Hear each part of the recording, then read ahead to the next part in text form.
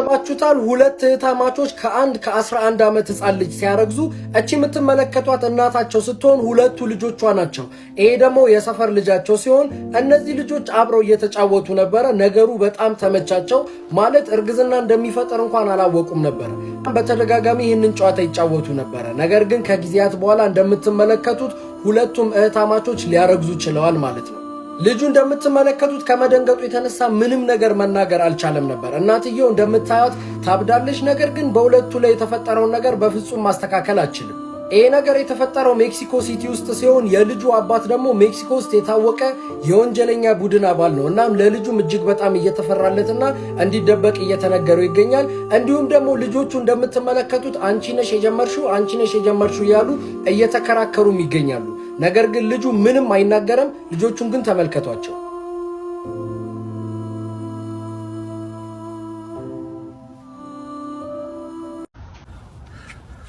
አላሁ አክበር